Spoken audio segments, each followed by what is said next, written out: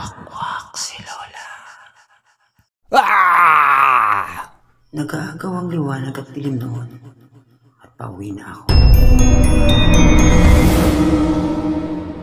Nung malapit na ako sa kawayanan, napansin ko doon ang kapitbahay naming matanda.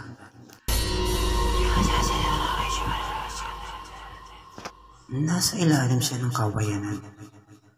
Nang nasa tapat na ako ng matanda, tinanong ko siya. Subalit pagalit ang kasagot ng matanda.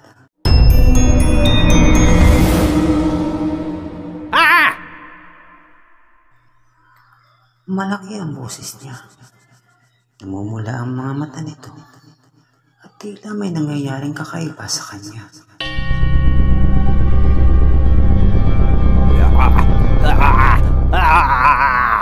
At doon na ako kinutuban.